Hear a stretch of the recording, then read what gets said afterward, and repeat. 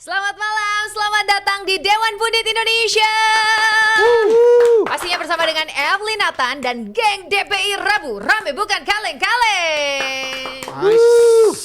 Semangat banget loh kita ini ya kan. Dan karena hari ini kita live, jadi ayo yang mau kasih reaction, komentar-komentar, nyawer-nyawer silahkan kita tunggu. Pasti bisa jadi suntikan semangat juga untuk kita semua yang di sini.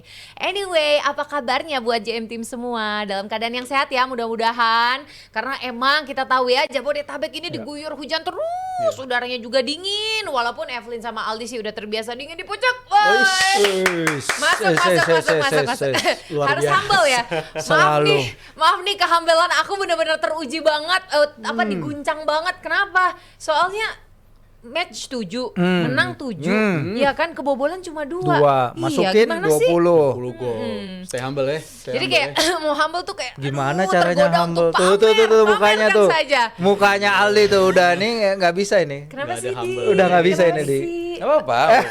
Takut banget menjaga. Iya kita harus menjaga. rendah hati selalu. Gue cuma mau nanya, tadi nulis Arsenal siap quadruple tuh siapa? Kopi.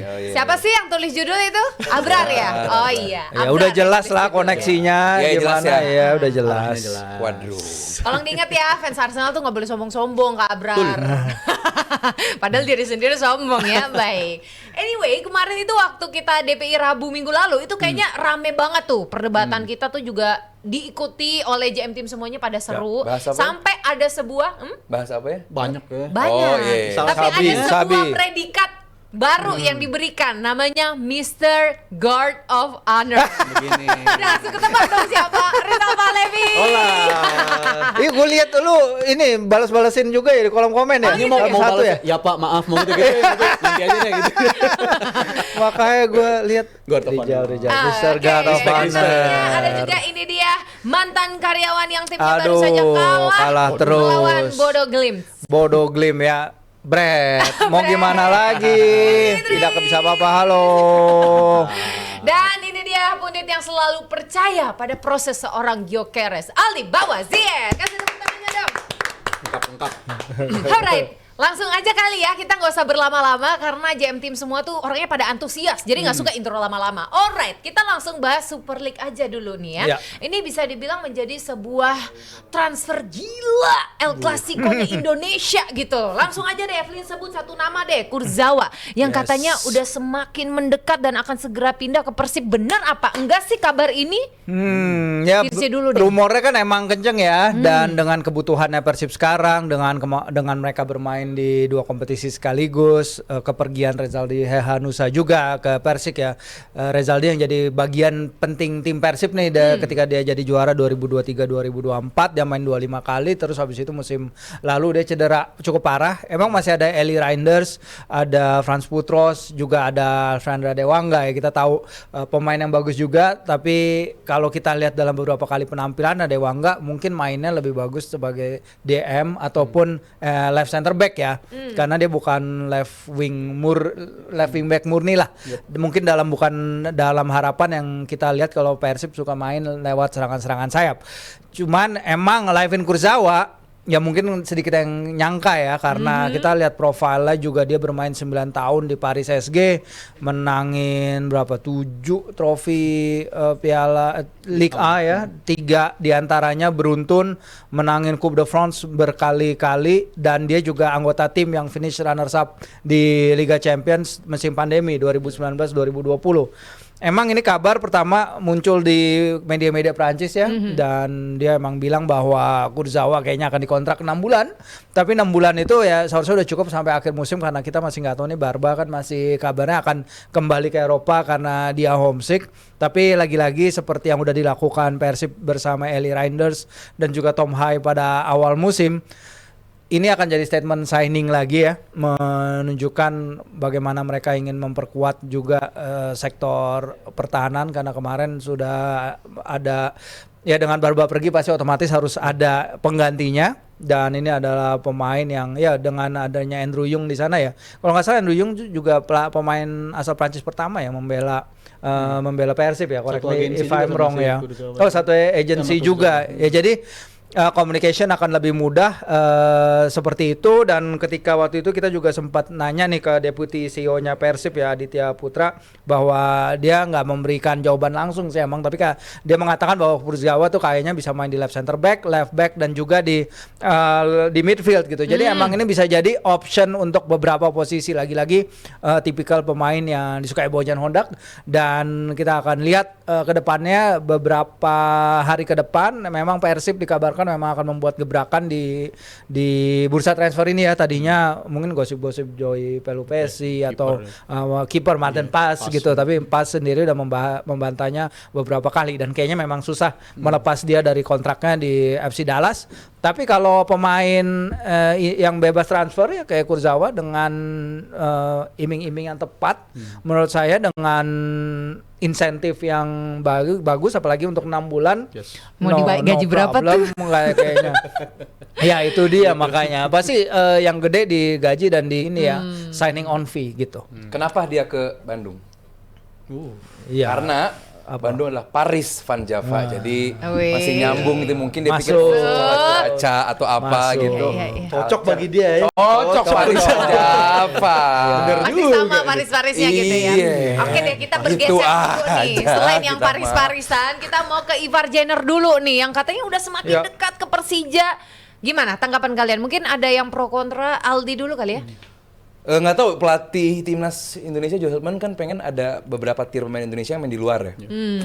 Gua harap salah satunya Ivar Jenner gitu loh. Bukan gua against dia main di Persija, cuman pada gua sih pengennya talenta seperti Ivar bisa bermain di luar, karena kita menarik pemain naturalisasi dari luar kan pengen kasarnya ya, dalam tanda kutip belajar gitu. Ilmunya dibawa Ilmunya sini gitu loh. Ilmunya, culture-nya gimana sih sepak bola di sana gitu, yang bisa ditanamkan juga disiplinnya, mentalnya, terus juga ya banyak hal gitu loh.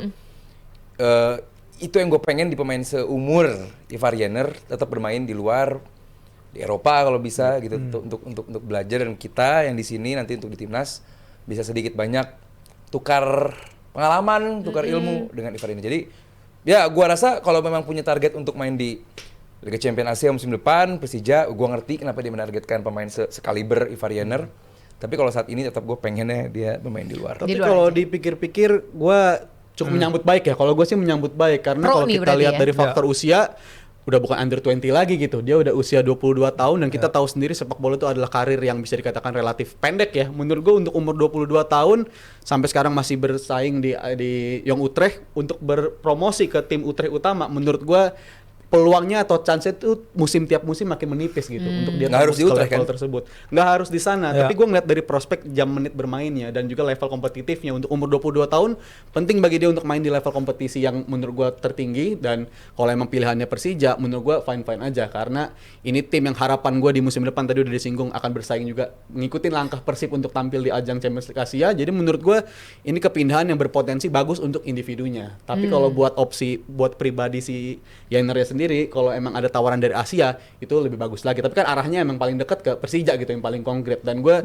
menyambut baik dari faktor itu. Sepak bola adalah karir yang pendek dan dia butuh menit bermain, dan menurut gue Persija bisa jadi opsi alternatif yang tepat. Oh iya iya, Okay. kalau untuk Persijanya sih ya bagus kedatangan seorang Ivar Jenner gitu, pemain di tengah yang bagus. Dia juga ada beberapa kali main juga sama pemain kayak Donitri lain, udah sering main juga gitu. Jadi kalau secara Persijanya ya ini good signing. Cuman kalau secara, karena kita tahu talenta seorang Ivar gitu kan, kalau bisa main di luar ya buat gue sih lebih baik seperti itu. Karena kan sesuai dengan apa yang dipengenin sama pelatih timnas gitu. Ada beberapa tier pemain kita yang oke main di luar gitu, dan Ivar Jenner punya privilege untuk main di Eropa gitu, di luar pemain-pemain yang kasarnya ya emang dari piramida sepak bola Indonesia gitu. Ada batasan yang kita nggak bisa nembus ke sana karena ya ranking timnas, ranking FIFA juga gitu. Nah kalau Ivar Jenner kan tumbuh besar dari piramida Eropa, dia bisa nih kesempatan. Sudah punya privilege itu gitu, Iya, gitu untuk loh. mengabsorb atau menyerap gitu ilmu-ilmu Untuk bermain, di luar untuk bermain di sana gitu.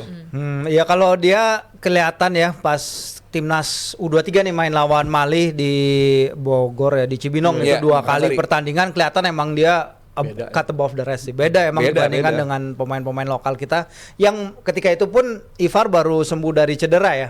Tapi dan dia nggak lama nggak main gitu bagi timnya Young Utrecht. dan dia masih tampil jauh lebih bagus daripada mungkin teman-temannya yang bermain reguler di Liga 1. Ini bisa jadi kayak cheat code-nya kayak si Tom Hai di Persib nih. Persib kan punya Tom Hai mainnya luar biasa. Kalau Ivar bisa mempertahankan penampilannya seperti yang dia tampilkan bersama timnas U23, ya dia bisa juga jadi cheat code-nya Persija. Tapi kan di sana dia juga harus bersaing dengan Van Basten, dengan kalau Nego ya di lini tengah. Dan untungnya bagi Ivar tuh dia bisa main di posisi number 6, posisi number 8. Nah kalau soal Ivar, gue jadi inget dulu gue pernah nge-tweet tahun September 2023 nih. Gue pernah bilang Ivar Jenner, ini kan dia pas dia main di Piala Asia U23, dia nyetak gol lawan Irak, dia ngasih asisnya buat gol si Rafa Struik ke Korea Selatan. Gue bilang ya Ivar Jenner jangan cepat puas, jaga disiplin dan terus bidik tinggi di latihan dan laga. Jadilah pemain yang senantiasa ambisius. Dan ketika itu, kalau gue bilang kalau dia bisa melakukan itu, dia bisa jadi salah satu generational midfielder kita. Emang sayang perkembangannya dalam 2 tahun terakhir. Ya maksudnya umur 20 tahun, 21 tahun udah bukan junior ya, benar kata Rijal. Karena kalau sekarang udah sepak bola tuh junior itu ya 17-18 pun sekarang udah bisa jadi pemain-pemain reguler di tim mereka gitu. Dan sayang kalau emang dia nyangkut di Young Utrecht aja, Young Utrecht. Walaupun memang Young Utrecht di RC Divisi itu main di liga yang profesional ya, maksudnya mereka bergabung bersama pemain-pemain ya kayak Kastilanya. Jadi bukan kayak Premier League Reserve League, tapi mereka emang bermain lawan sesama pemain profesional. Cuman kalau emang pilihannya dia datang ke Jakarta dan ya mungkin ada yang menggerakkan dia ke Jakarta ya, mungkin itu beneficial juga buat timnas di dalam artian bahwa dia nggak perlu traveling terlalu jauh dalam setiap FIFA Match Day. Kita nggak harus pusing memanggil dia untuk FIFA Match Day, dan kemudian dia bisa jadi kekuatan lini tengah kita untuk FIFA Series dan juga terutama di Piala AFF ini dan juga mungkin di Asian Games nanti. Piala AFF kita tahu emang John Herdman kan ya benar kata Aldi, dia nyari pemain tier 1, tier 2 ya. Jadi dia nyari level pemain. Menurut gua emang Ivar ini udah harus disiapin untuk di kemudian hari dia akan jadi penggantinya Tom Hai. Karena Tom Hai udah 32 tahun sehingga dia pasti perlu untuk alternatif yang lebih muda. Ivar ya lagi-lagi gue bilang dia bisa number 6, dia bisa number 8. Pemain yang kita lihat sisi leadershipnya dan di timnas U23 juga si Coach Indra Safri bilang bahwa dia punya sisi leadership yang bagus. Teman-temannya pun menerima dia dengan baik di tim itu sehingga ya udah kita lihat aja. Jadi kapten juga kan Tuan Mali. Ya itu sih sisi positif ya. Jadi memang banyak juga nih kalau Evelyn lihat di komentar-komentar ada yang setuju sama Aldi, ada juga yang setuju sama Vivi. Iya karena perdebatannya pasti panjang sih. Gua ngerti juga gitu ya. Tapi Evelyn mau ke Aldi.